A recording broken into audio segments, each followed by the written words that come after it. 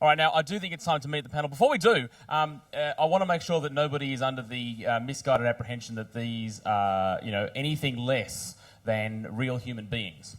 They may have been sitting looking slightly awkward and perhaps less than human for the last few minutes, but they are real people. I've touched most of them throughout the early part of this evening.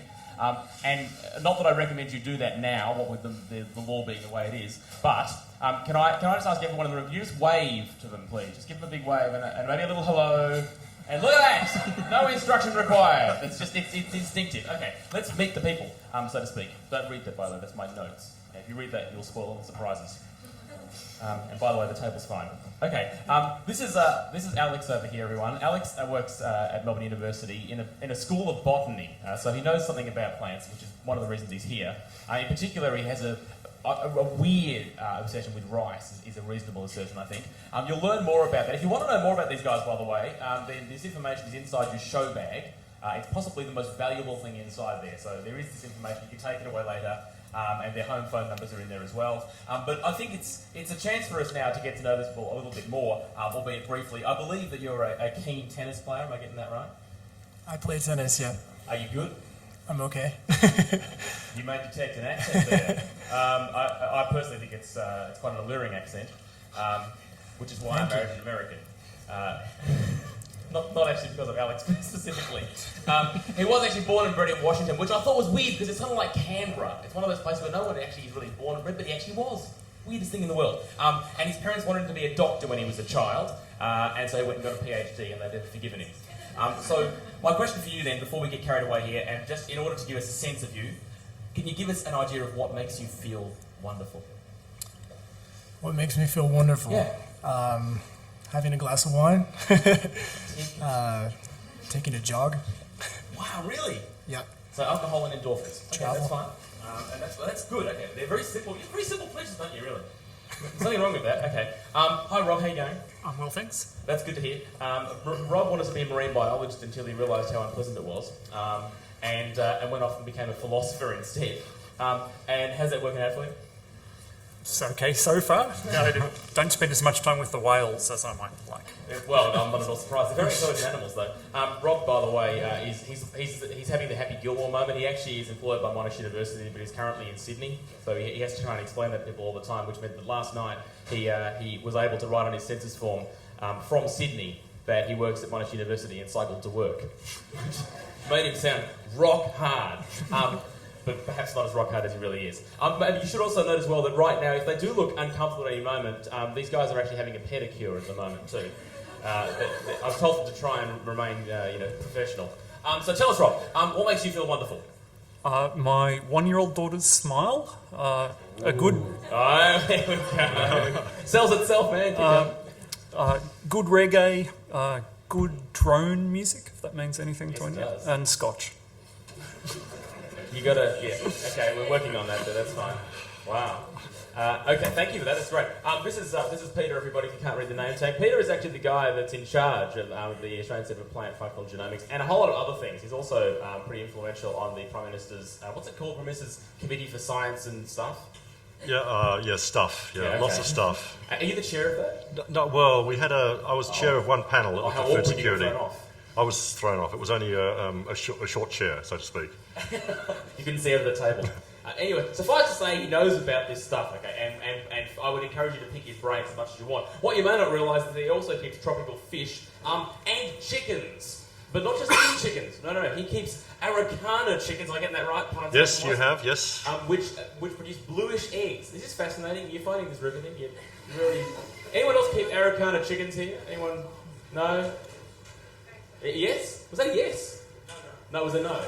Oh, he does. Right, you're confirming that. Thanks. Yeah. Yes, he actually helped look after our chickens for a while. Oh my God, you're a chicken minder. Chicken sitter. Isn't that what chickens do anyway?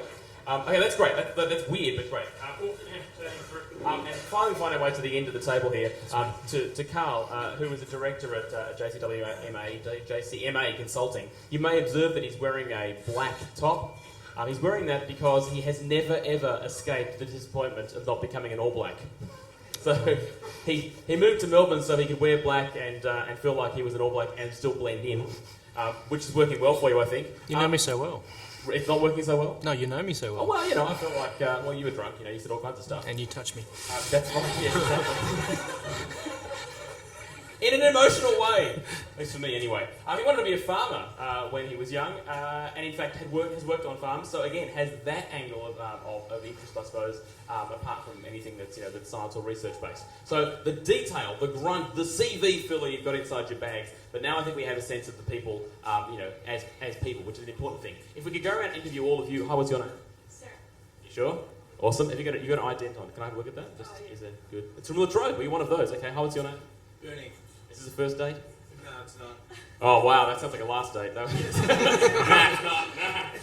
I'll give it 5 minutes. If we can introduce everybody, that'd be awesome, but we can't, so we won't do that. We'll have to plough on because time is of the essence. Now, what we've done, in order to give ourselves some punctuation points throughout the night, we've got 3, I think, basic questions which are going to sort of trigger things off as we go along. Where we diverge from this is up to you. We can go all over the joint, backwards, forwards, inside out. Frankly, even the laws of logic are going to be strained tonight if I get my way. But let us begin with this. How acceptable is the use of GM technology to generate crops that benefit human health in particular? And for example, we could look at rice that has been enriched with iron. Why that example? Partly because it's real, and partly because Alex knows a shizen load about it.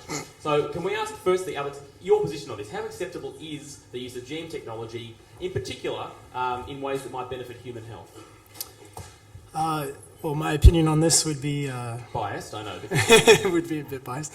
No, I think if you're going to talk about any trait that's important to human health and how GM might improve crops in that respect, you first need to just have a look at what is the state of that particular nutrient in the crop. So if we're looking at iron, you need to look at the crop that you're targeting and see if there is variation for iron in that species. And so for instance, with rice that I work with, there's not a lot of variation for rice at all. Even if you look and try to breed for it, you can't increase iron. So I think GM technology does have a role to play there.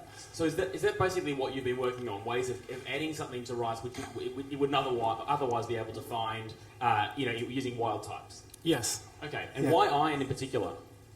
Iron we've been working with. There's research groups all over the world working with iron because it's a huge problem. It's the most prevalent micronutrient deficiency in the world. It affects about 2 billion people.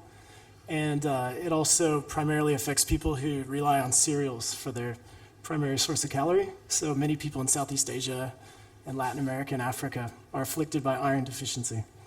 Okay. So there's a lot of effort to develop cereals that have more iron to combat that problem. Sure. Okay. Have we got any questions or thoughts on this particular topic at this point so far? I know it's early in the night, but, my advice is have a thought now before everybody gets stuck into it.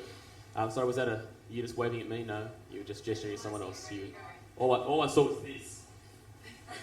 I thought that was a gesture of some sort. Has anyone got any questions about anything, I guess, but I guess health in particular, because it is something incredibly personal, the idea of manipulating food in a way that's going to try and be good for you apart from just be useful. Why have you put health up as number one? Don't look at me, I didn't design it. There's no particular order to the questions. There's no particular narrative or priority, if you like. It was just a thing we had. So I wouldn't treat it as being particularly important or particularly unimportant at all. And there will be others. Is that okay? Hang on, there's a microphone going up there. You got your hand wiggling here, and there's a hand wiggling there.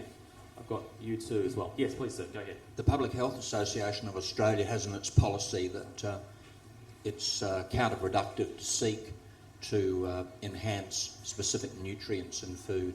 Rather, it would be good to have a better balanced diet. What does the panel have to say about that? Yeah, thoughts from the panel. Rob, you're writing something down. Obviously one question here is whether a particular crop would benefit human health and whether you'd get the grant to study it over 20, 40 years to actually check that. It's one thing to know that you've increased the nutrient levels. It's another thing to actually know that it does benefit human health. And as someone who works in academia and is applying for grant funding, it's kind of interesting to think about what one is funded to study. Obviously, commercial benefit, national interest are clear winners when it comes to getting a grant. It's much harder to get grants to do ecology, to do epidemiology, and particularly something over 20 years. And if you to make this claim, you'd actually need to know not just do you get a benefit from the particular nutrient, but is it actually good for you if it becomes a major part of your diet over a long period of time. Obviously, that's going to be an open question for a long time. Okay. Can I add to that? I think it raises a number of other questions about what role does Australia play in how do we prioritise what we research on and what role we play in a global context. So whilst this particular issue may perhaps doesn't have a great relevance to us here in Australia, it may have greater relevance overseas. So how do we prioritise a society to say, yes, we will commit funds to do that research here in Australia or be part of a more global initiative? Now where'd the microphone fairy go? Hi, I've got a question down here from this woman here, and there's another one on the front table there as well next. Before we look at how we choose to research things, would there be any risks associated with this technology? Any risk to the plants or to any other plants? Any risk to the person who actually consumes this sort of Good question. I mean, anytime you modify a plant, you do it differently. But no, there's not any dangers to the plant or to the people that would eat those plants that people are pursuing. I mean, oftentimes, like with the research that I'm doing, we're working with plant genes that have just been slightly reworked and put back into the same plant. Maybe I can add to that a little bit. My background is in regulatory compliance, and before anyone can do work on this type of project, they would have to address some of the questions that you just raised. And asking those questions, what are those risks associated to human health, risks to the environment in terms of the sort of research that you want to conduct, and then an element of controls that are put on top of a researcher in order to conduct that type of activity. But it will depend on whether they just want to look at it in the lab or whether they actually want to intentionally put it out into the field and work towards a commercial release. Carl, can I ask, and this may be a big stupid question, who decides what those regulations are? So there are regulatory bodies whose job it is to go through and make sure that the research is doing the right thing. Who decides what the right thing is? Well, I guess we all have an input in terms of electing governments that are in place to assist in putting measures and legislation in place to help regulate the sorts of activities that we might do in society. In terms of GM, we have the Gene Technology Act, which is a federal act that came into force in 2000. And each state and territory has mirror legislation. So Victoria has legislation that mirrors that came in force in 2001. And the terms of reference or the framework by which that legislation is in place is risk-based. And primarily the mandate of that legislation is human health and safety and environmental safety. Rob had a hand up and Peter has one now too. So we'll go there and then we'll have to go there next. And then we'll come back here. Look, obviously risk is important, and in a sense, I mean, I think we're just going to have to suck it and see. I mean, there's a kind of query here. Someone says there's no risks involved in this. Well, the only way you're going to know that is do it. There's a certain reason for caution there. There's also something strange that happens when we start thinking about technologies just in terms of risk.